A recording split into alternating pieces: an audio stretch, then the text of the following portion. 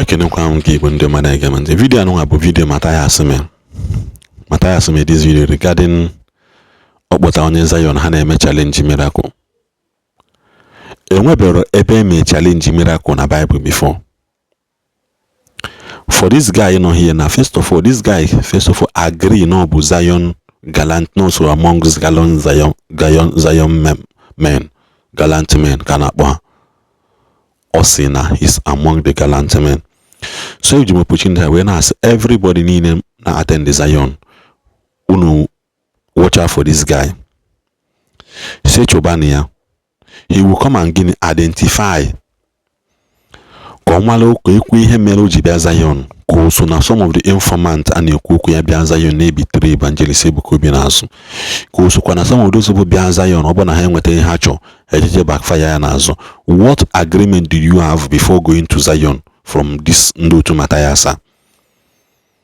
And who brought you close to Zion ministry to the neighbor Gallant men? Oh yeah, ebuka obi na-ekwu sị every unit in the Zion should filter their members, not the people you employ, not the people you give tax to carry out for you. Malonye habo. All the Ndanonga, some of the people when I was society today, they don't like mingling with, they don't like bring some of the big men I like bring down to their security. Because now when we debate put online and some people now they are in the opinion of my dad dry cleaner, house girl, security are not permitted to be seen their WhatsApp status or their driver. Or because of people like this, you bring your close to your life. Tomorrow and they are ready to go anywhere. Your image because you welcome them and bring them close to your life. So for this young man, on your member of Zion ministry, even the Gallant men, below your leader, below in every unit and department, watch out for this guy. Or is he or was he a member of the Gallant men? In the Bible, we better ebe here but I put us wetenka with ona hafia rona bana. Asonyo mena na gini kiji aneme. Asonyo mena na gini kiji aneme. Obule ibe ine mo mena name so mena ni kimani kwesiri di na ele. Go and verify. Eme ha no choba no ye welo. Unyushi. Ochowa million so onwe oyeti ke we made debate ana ke we made debate meaning hearing nka healing nke ọzọ ma you cannot bring out that this thing and sindo tugu na atọ n'ụtọ n'ụlọ ọgwụ ahụ o mepe eruma mpalo o mepe o si n'ụlọ ọgwụ o iwele dị anyele ndị otu ga aka a leader dey richer than his members so all your members so gị na-aba flight apata apụchakwa ndị online n'obodo ibe a eti mkpu gidi na nwere ya hachi. So Mathias bụ the only man na-lead ndị mmadụ dị richer than ndị na-lead. Mana you are quick to bring out a million for debate. You are quick to bring out a million for ana debate tiana. I assign ayemenka. Just because you want to ridicule the body of Christ. You are fighting a lost battle already.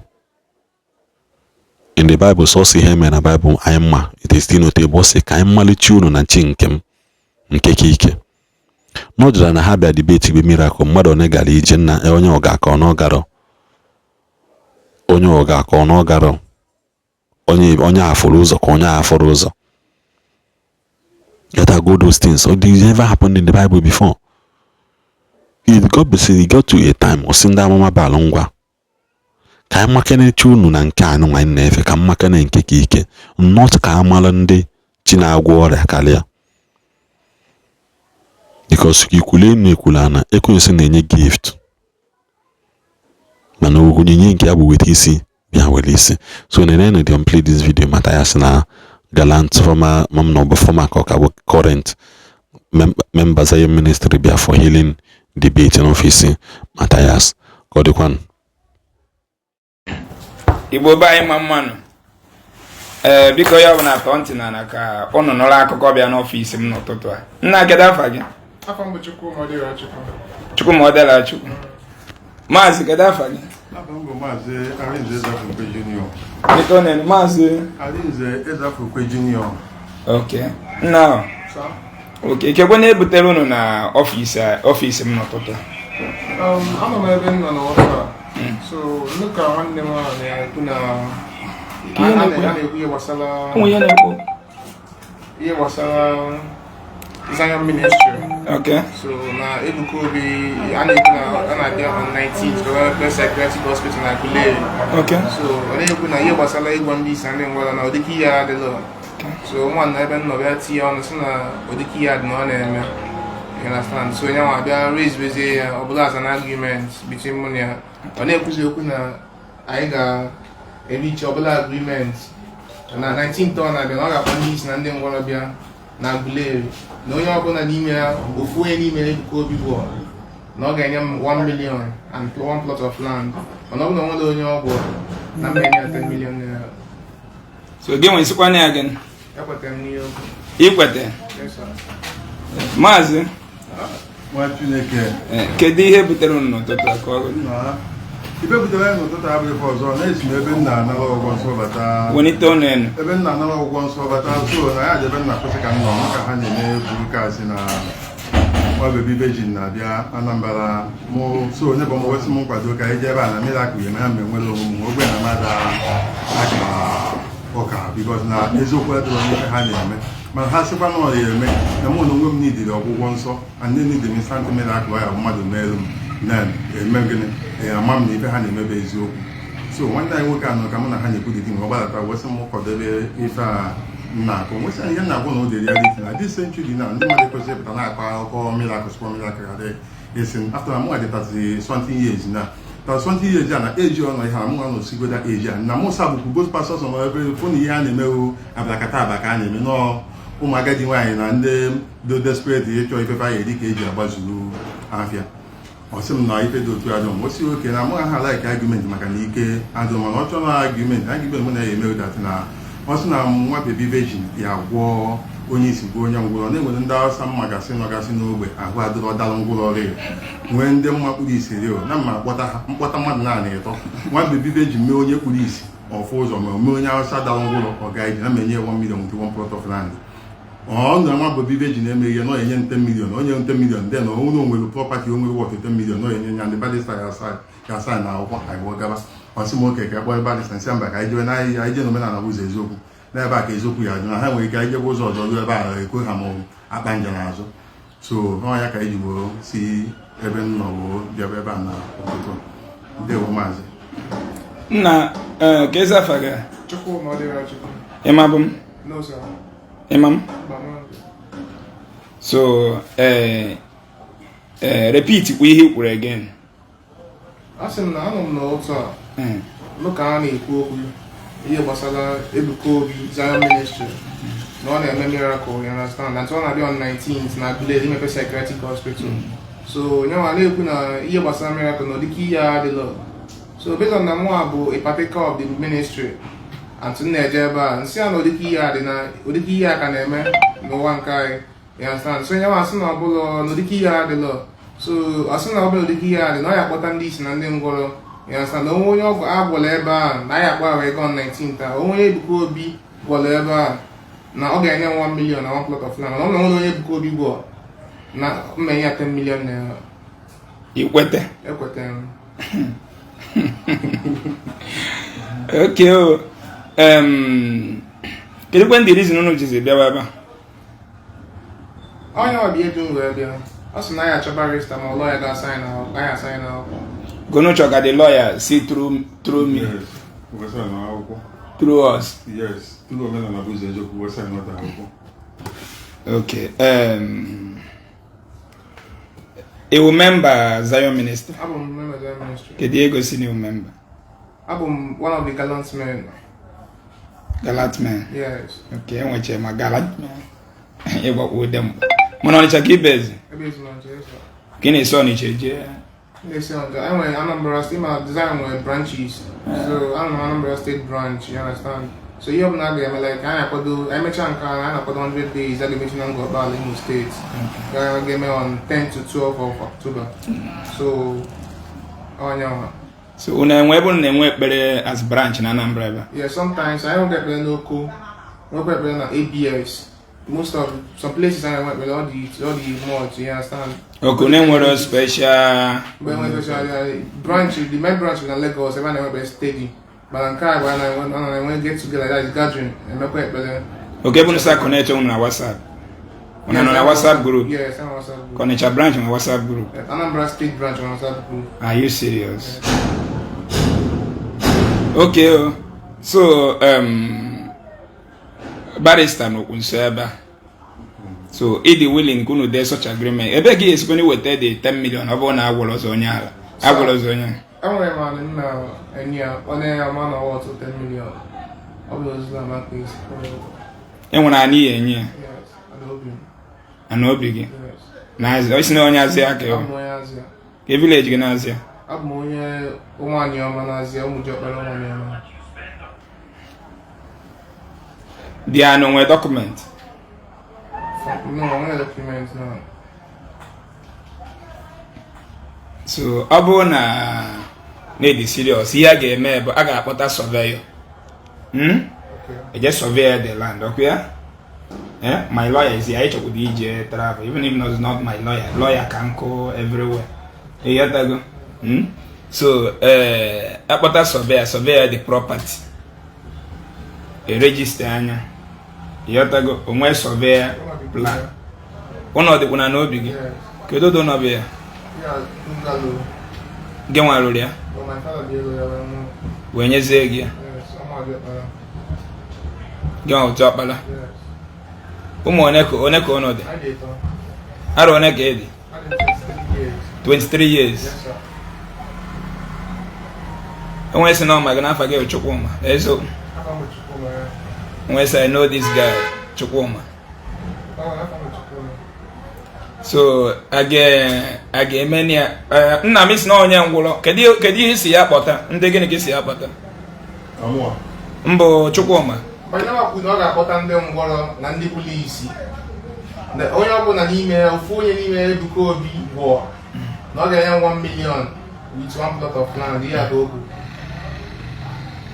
then ọ gwa ọzọkwa na gị nwe ya 10 million ka ezi ka ya nweghị isi beti 1 million gị nwe beti 10 million ọ dị too much ọ ya bụ na ịkwọ ihe tego gbọọ baris gịnị ka ya esi beti ibeti 1 million gbọọ nwanna na beti 10 million ọ dị too much ka ije beti 10 million because of need overshot. So I wanna like look change them all. If I obodo na go se kubo ya na one based on other hit base ya na kusizi ike. Okubo na obuna agwo ya na ego ni spend na mma kuchi azu iya go kwa ni abi ma obi aziri akwu na mmenya 10 million. I want guys that time that talk ya, you understand. All in Africa na all the too much. Isn't it 23 years? Yes. Ogos no member ke okwa banguru nbe ya yi. Odeshi bangu. Odeshi bangulu come for your man because you all member Odeshi bangulu. Hey Chileka alele. So amaso no onne na no chori me. Yes jisi ka ngosi abuka oyale bo so ntimi nwa no ria. Evidence. Even apu chana m get up ka na apu tupu na abia.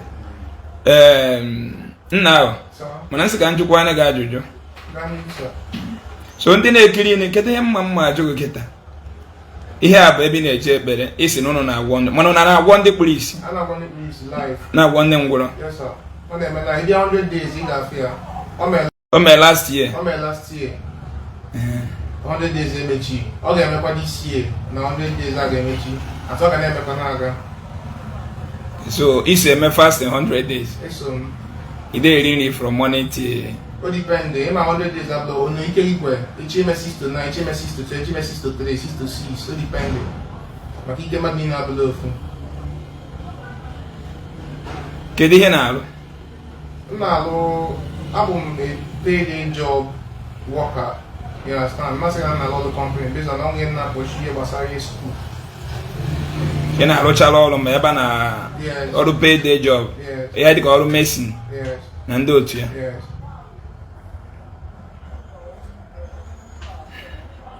so ụmụnne m kedu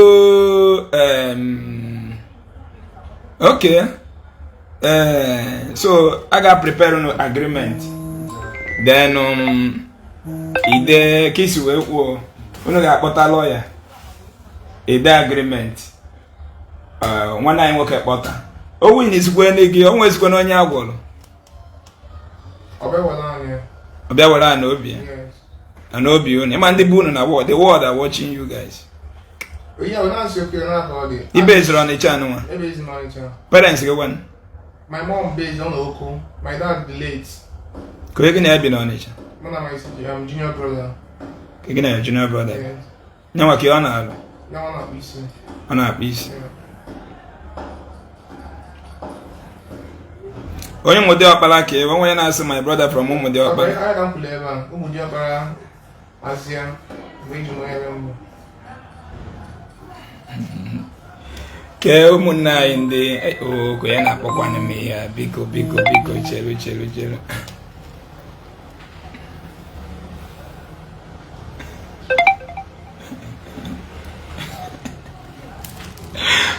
na ndị akpụchere ya n'otu ọchị ekwe dị m so I go so kedu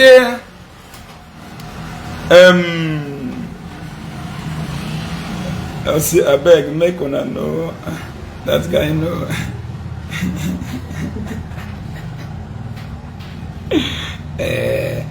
Okay, mana isi na agwọrọ ndị kpụrụ isi last year na 100 days. Agwọrọ m onye ntichi last year. Ị ga-vidio aka dị ọ bụla ihe a na-ezo ezo. Ị ga na the video ị ga-afịa. Miracle last year dị too much. So ọ bụla ihe m na-ezo ọ na-ekwu ọ bụla ihe obi na-amapụ m maka ọ bụla obi na-amapụ m ka ịdrọpụ the argument sense mana esi m from far. Ebe anyị si wee chọrọ gị bịa which means adị m serious ihe na-ekwu at adị m convinced. Okay,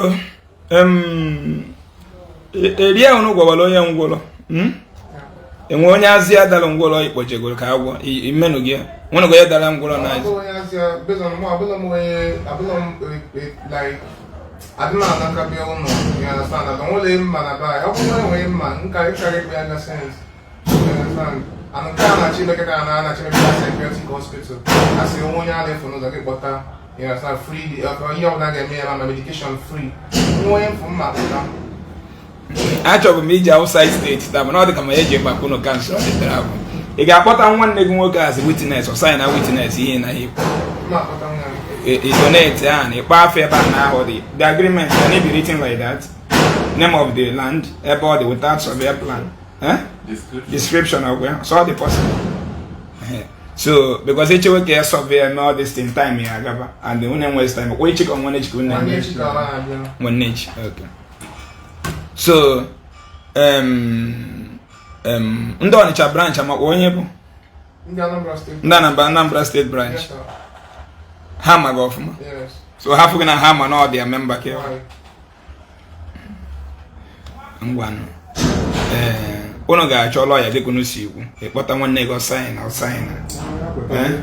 mmanso unu emere hụ na ọ chọrọ ime n'otu unu si chọrọ mbịa nsị ka m gosikwe mba ụwa si na ime Ọnịcha ka ha nọ debate ketie asị ka ede agreement asị ka ha kpọrọ ya jebe n'ọfịs ebe eze akụ na-anọ n'Ọnịcha ha wee bịa ebe a so unu ga-ede agreement then ịkpọta ofu na ofu nna gị ọsaịn na the agreement nwa Chineke gị na onwe gị agwọzikwa onye ngwụrọ gwa onye isi kedu ebe ana nke isi n'ihe enye ya kedu ebe ọ dị n'Oraifite onye Oraifite ka ewu ka e village gị n'Oraifite na-ekwusi okwu ige na-ene onye Ezumeri Okefi n'Oraifite so ị ga-enye ya 1 plot of land Oraifite nyekwa ya 1 million naira then maazị nke gị nwa bụ 10 million or that ana obi gị ọkụ ya anawa otu 10 million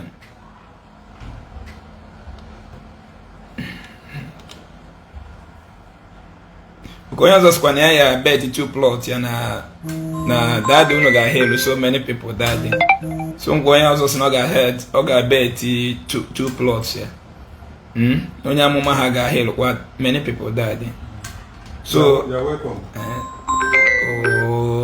The mother they come use her phone. Mgbe ụmụ onye na-ebe a si na ya dịkwara debate kwa 2 plot.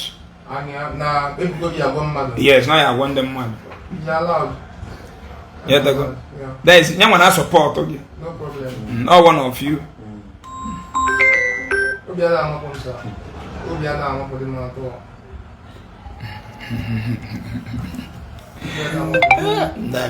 a travel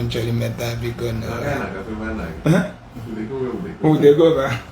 So how will the agreement? How can the agreement be prepared? Yeah. I have to prepare the agreement. I have business go. Prepare at this point is the memorandum of understanding. Memorandum of understanding, right? Yes, stating agreement and but all you need details of our land. Okay. You want details of your own land. Exactly. Okay. Yeah, you show your evidence that the 1 million naira available. Yes. Are you getting it? The men that is on the MOU. Then the address the description of those properties. Yes. The laptop not in my agreement. No problem. Okay. No, Queen here. Yes, sir. Oga is na Oga ya ga-egosi na nwere 1 million. Yes. Then ihe ga-edere na MOU, Memorandum of Understanding. Ihe tago. So then ka onye ga-akpọta ndị akpụrụ isi ọ gị nwa ka ọ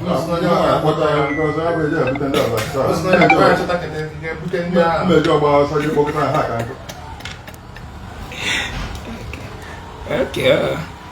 Bueno,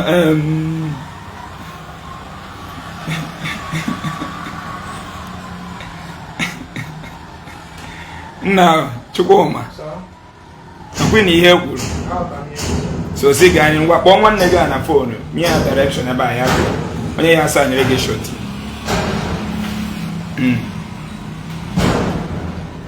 ọ ya ka ọ na-eme n'iru n'iru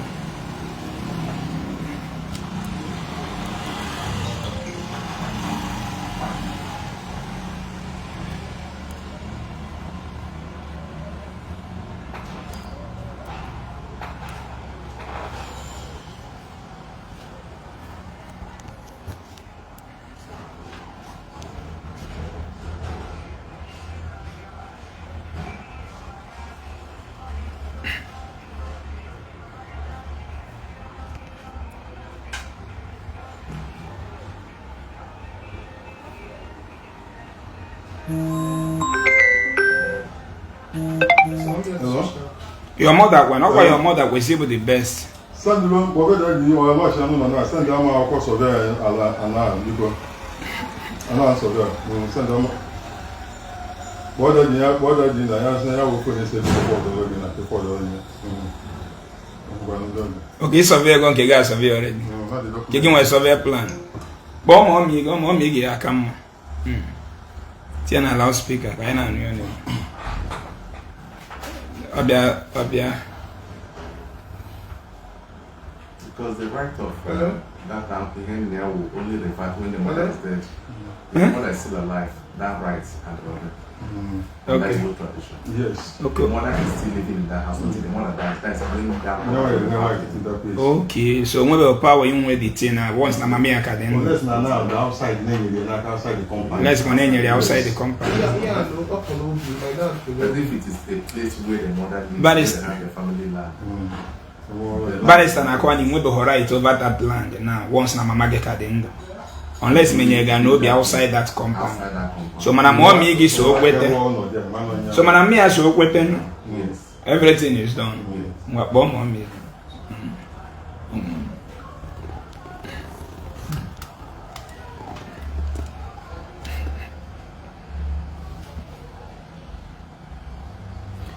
Mana onye idiri na onye ajọs bi ekpere ebe ha na-ekpe ekpere onye ha dị mma.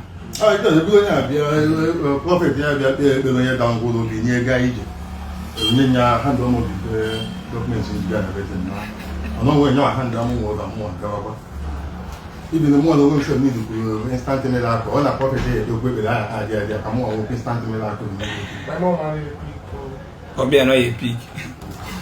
Ndo phone aka na ekwuzi m ndo phone. Dia kedu mu be ma.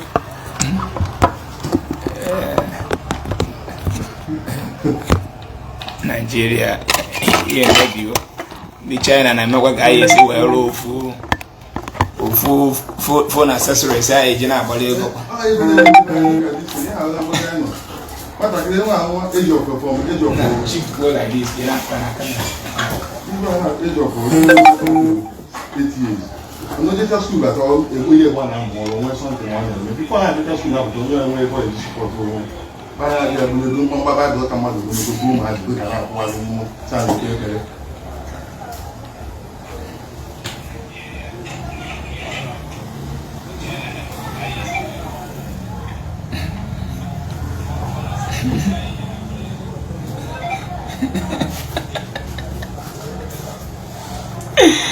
Oh my God, that is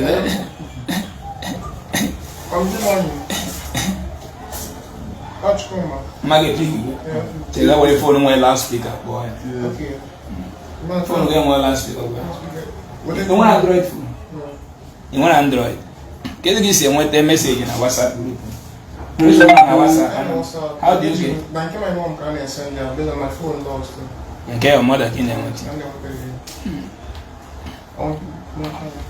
Abalance media in over there.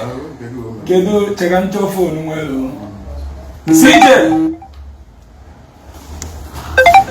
your phone. Well, okay.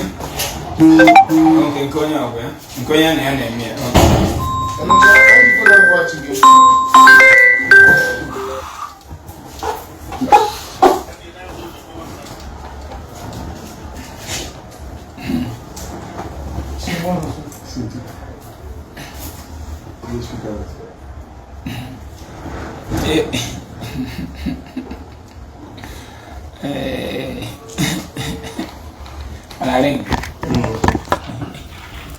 Hello. Hello. Good morning. Good morning, ma'am. Good morning. How's your woman? Okay. Because how are you managing your phone? How you man and mother na drag? I know on a debate. You was Zion ministry. So, one day chica daddy na bia Agule come also I'm on a psychiatric hospital. So the person na leku na EBUKA bi na you was a miracle. Na one this, na one them na all fake call. Na the key are the law. So now we are now the key are kade. Anto na ga na ga nilu. Nwanne ekwu na the key are the law. Na oya kpota mmadu ndị da ngwa ndị polisi. Anto oya kpọfa bia na ada Agule echi nwanne echi. Na ni onye ọbụla n'ime ya ebuka obi gwọ. Na ọ ga-enye 1 million to one plot of land. Ọ ya kpọta ndị ọbụla mmadụ na ọ akpọta ọ ya eje na ndị Hausa bukọta ndị mmadụ ndị polisi na ndị dara ngwọrọ. Ị na-aghọta? Na onye ọbụla n'ime fa ebuka obi gwọ n'ihe ebuka obi na-eme fake na onye ọbụla n'ime fa ebuka obi gwọ na ọ ga-enye 1 million to one plot of land. Ọ bụghị na-atụ ihe na-ekwu.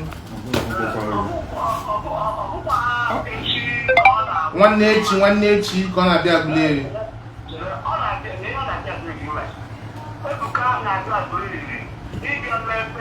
Psychiatric hospital and orphanage with the governor CapCut hotel and now one day CapCut chime and then ever had go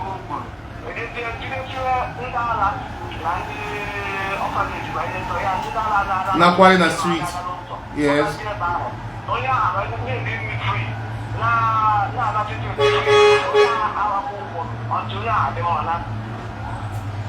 Mana ọka consult ọka eme form of program na maka anya mount canopy ọka eme form ọ ekpekwa ekpere ọ ga-enyekwa prophecy ma nkwa prophecy ọfụ.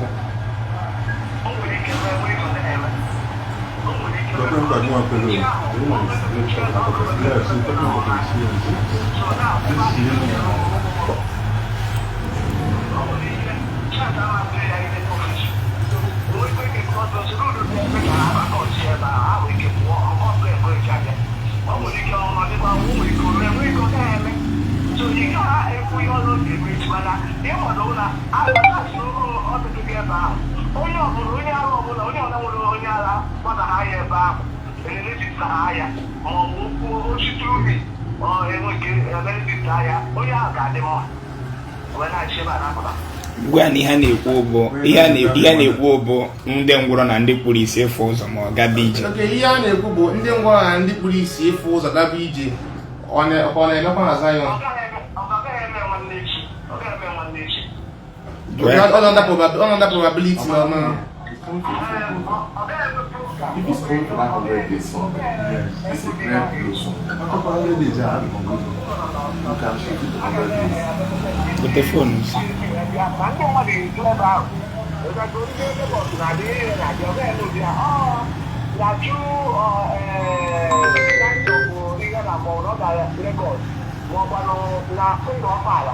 Days, Abi. 100 days, okay, so what, yeah.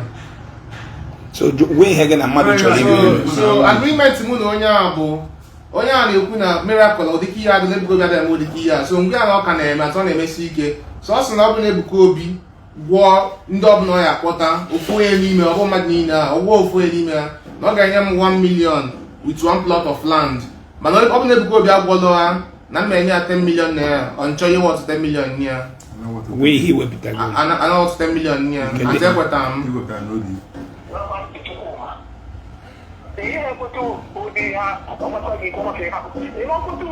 because that thing, like, I'm not worried. If you have that drawing now, oh, you because you know you're really good. Oh, we get last time we did talk over here. Oh, that because to vision now to since you were I say on our so you can will be out. No, will be out there. Come on, we can buy the choice of him.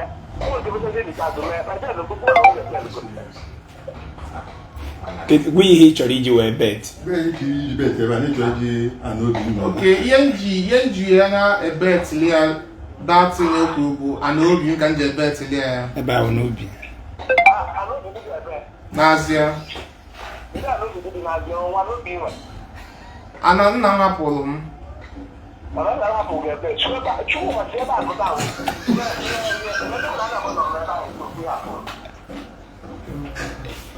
Oh, onye gị na ya na-ekwu nwa ya azaghị enye fon fon ga ya na-ekwu na gị na na-ekwu ọ gị na ya na-edebe okay madam anyị na n'ife ị na-ekwu ụtụtụ ọma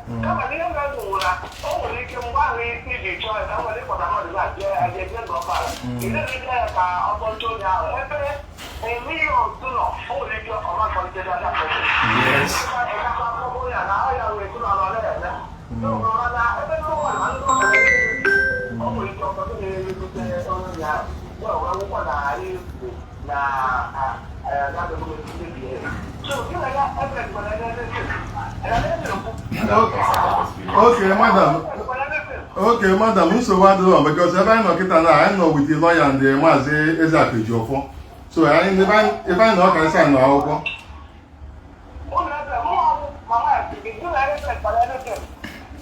Mama, ọ sị na n'oge weta ana ebe ahụ n'obi na mpi ya nwede ụlọ rapụ ya.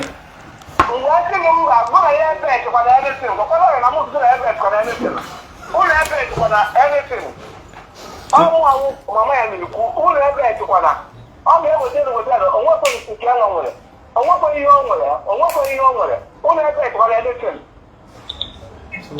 Okay, nsogbu adịrọ anụgo ife ikwuru so ka mama ya miliku ha dị ụmụ nwoke na-abụ ahụ ka ọzọ kanye ebe aka ka nwere anụbi ka nwere adị ụmụ nwoke obere ihe ụlọ ebe ejikwana eletin a ga-agba m ekwu kufi ụlọ ebe ejikwana eletin onye ọrụ na-ebe and everybody are wrong. Come on, you will get a woman why you need to try to go in Sabia. No one I don't know why I make that. We don't want to be able to have a heavy room. We are only I can't have that better.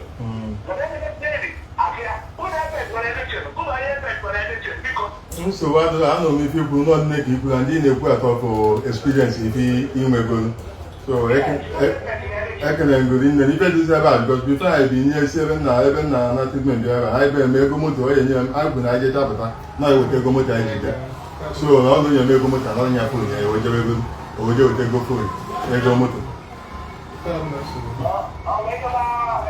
oje kwaje bo na bo na oje kwaje bo na ego moto ai jere ko ni Ethiopia ego moto ai jere office lawyer na ọ na-emebu samba ka ego na office nnukwu ọga anyị maka otu a ebuka obi si weda dị ka Mathias Ezeaku kwụsị ụda dị ihe unu ga-ekwu bụ gapụ ego moto m na-enye na ihe unu ga-abụ na nwanne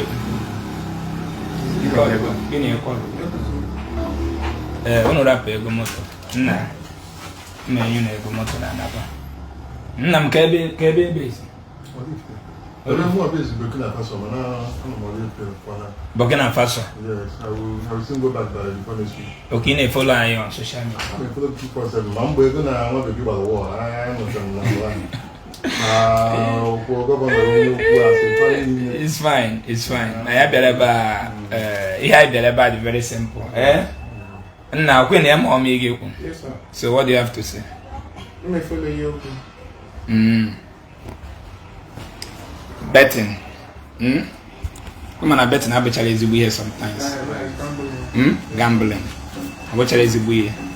I don't think a government they make gambling approve. If I'm not mistaken. What when the other guy approve? My God is betting Nigeria which I'm gambling. Government. Namoche. Government has na hammer on anime. Yeah. So before he made anything gambling, he did sure he knew. So someone that the bayana no gian chukomas no man baitis guess I did be on it. Only in Chile on you.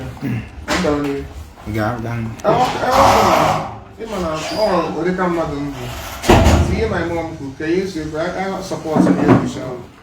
You understand? But I open that land, go see you. Now, open up some more being no idea. Open up my young way. For example, not only young way. And say I didn't here for the year. Something I'm telling you the honest truth. You understand? Come over here, you put the thing here. You understand? Because everything is unique. That year my mom knew that day about that day call man. Depends on the spirit of God director. Which number at that day by faith not get located for anymore. At 100 days I will year 1 day or just 3 days. You understand? To save. So I'm not made the feed on the second, I'm not the last day.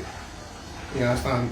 So minus this. I want to hear the capable of like to afford like that land of 18 or that 10 million. So I'll bring it out. Come on now, only year man, you have to go now.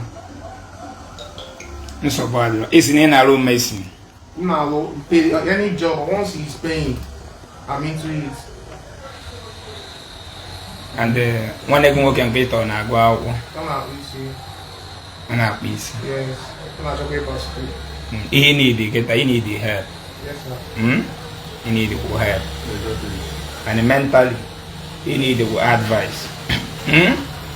Nanwenne ebuna religion n'isi. Nanwenne ebuna religion n'isi. Ihe ga-ebu n'isi n'ụwa bụ ihe dị sure. Ebuna religion n'isi ya adịrọ sure. Na ajọ na nge sinsi ijewelu ekpele. Maka ama m na ọbụla ọsọ Zion bụ ekpere unu jebe. Unu na-ejecha m ekpele ọzọ kwa ya. Na-ejekwa ụka ka chọọchị unu na-aga. Anglican Church. Since enwego mbọsị kpọrọ onye dara ngwụrọ je Anglican Church ma o jee ekpere. Since anyị jebere ụka jewe ekpere. Enwego. Ebe mana Jizọs na-eme ụdị ihe a adịda akpọ je ndị dara ngwụrọ na ndị polisi. Ị na-emetie.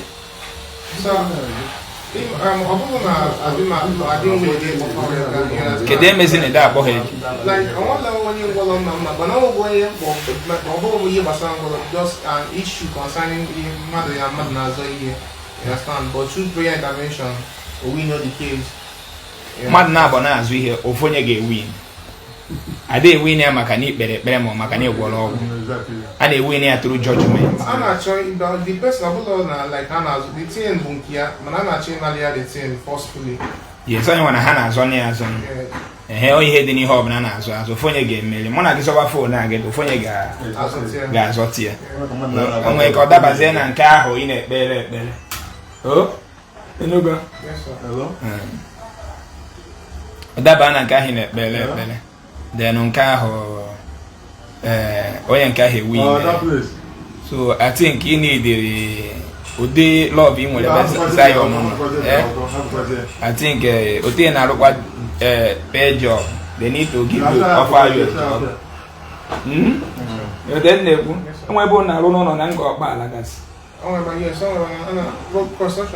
ijekwa ebe ahụ jee na-ewere gị n'ọrụ ụlọ so because ihe ọbụla akarịghị ụdị obi ya ọ dị otu aka o sikwa kacha anyị nwa before so mana ihe dị ebe a bụ na gị na onwe advice m na-enye gị bụ burugodo ụzọ na onwego testing tụrụ ya esi nwa 100 days gịta kpọrọ ndị polisi na-abụ kaba ahụ kpọrọ ya jie agwọzie ha inugo gị na onye ọzọ bet wazi ihe ọ bụla imenube ha bet so at least otu a faith gị bụ na akpọta onye ngwụrọ nọ ya aga ije ikwenyesi ike na ya so otu a gịtụnụ ga-eme this 100 days kpọrọ ndị ngwụrọ ofu onye na ofu onye kpuru isi jee ebe ahụ iru ebe ahụ then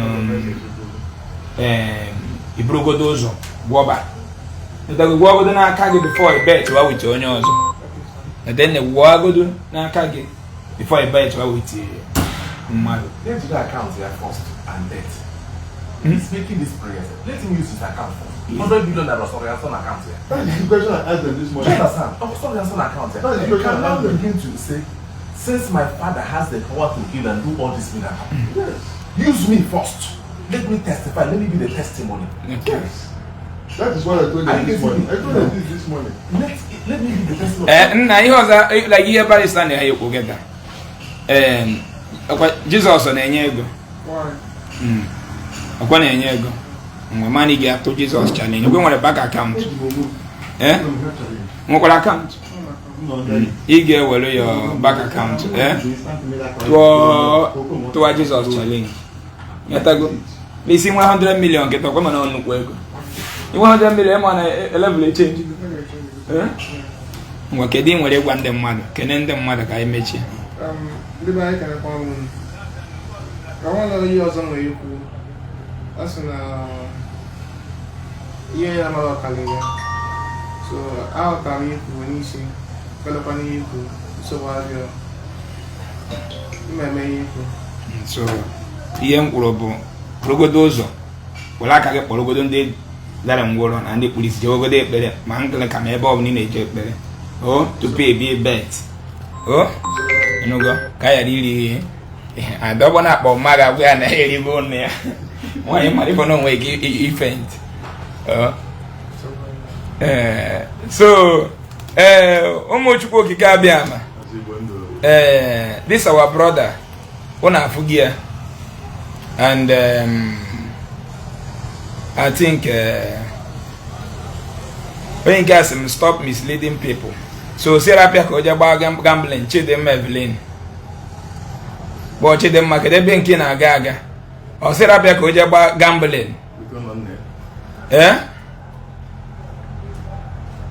how many na sim stop me ọ si ya were ụlọ nne ya the only owner family ha nwere je anwekwa asọkwa m sa agba na adị m awụpụ na onweghị onye m side iri iche ihe ma bụ orie gị irie ya enye gị ego orikwa ane gị enye ihe ori yete nnekwu orie gị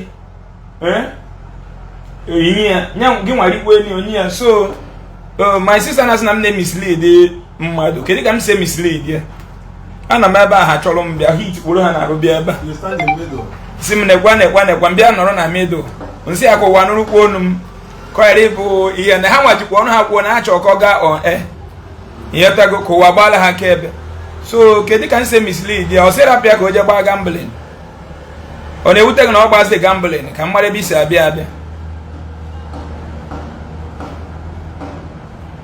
so nne bụ ị chọrọ ka ọ gbaa gambling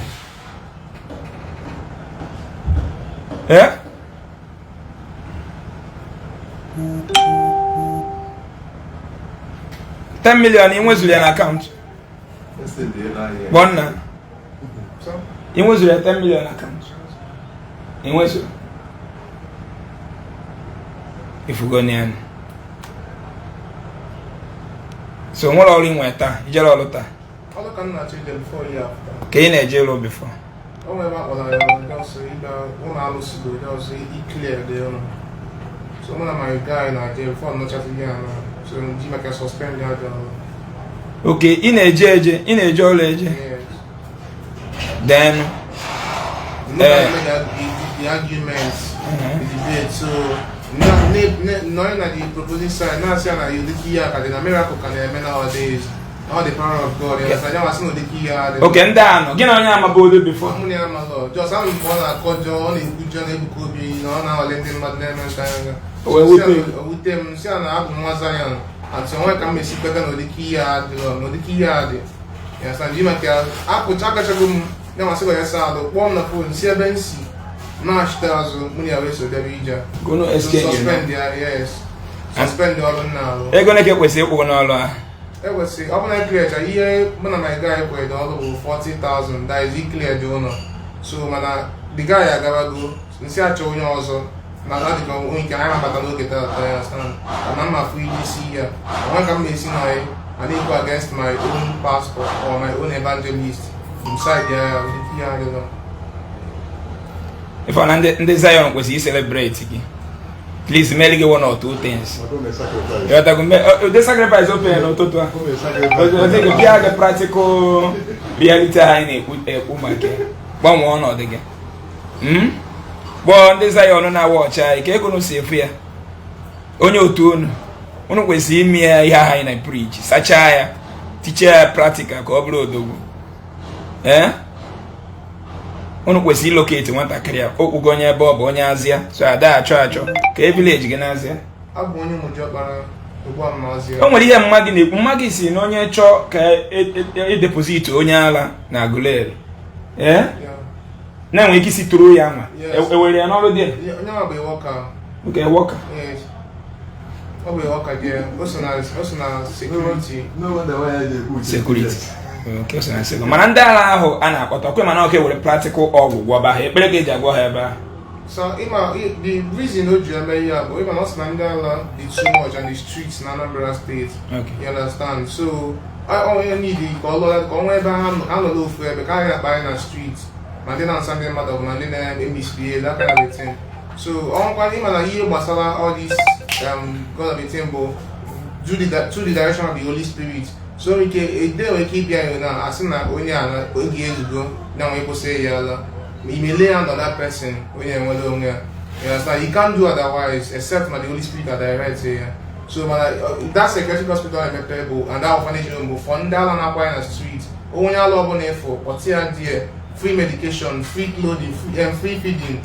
Among who are now. Then the other I can have go about alone and feeding. So manandala get on enwe ike ekpere ha ncha dem once. So he cannot do it on his power of his own except if God directs him. You understand? So that is it. Nico but if he's empowered by the Holy Spirit he can do it. The Holy Spirit go no jaro. Yes sir. Since so kwa di na Nigeria, one pastor Pastor, Holy Spirit empower can Nigeria walk. You need pastor in that. I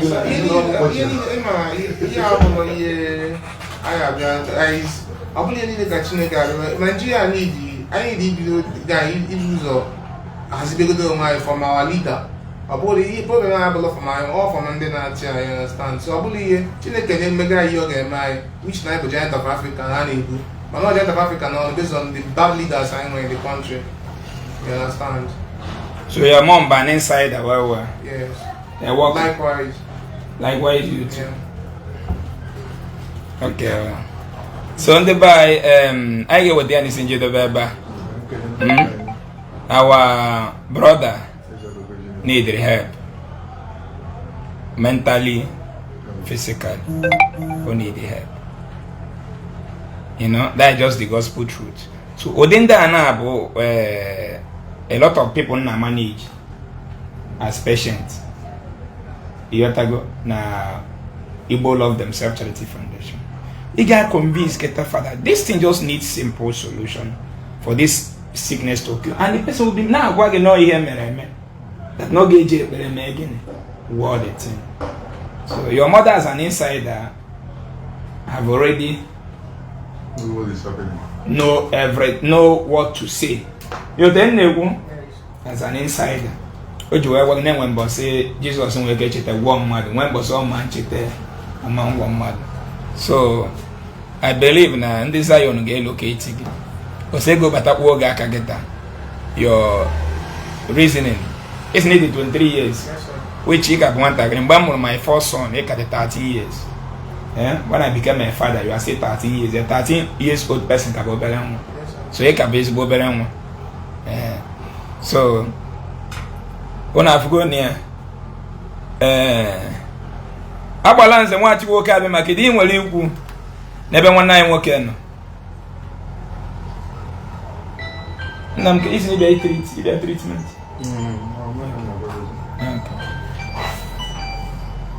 So when I'm going to Messian, Nisni one year be boss, I'm a cover and hatchy locate again. I'm Chuko Madera Chuko, I'm Moyazia,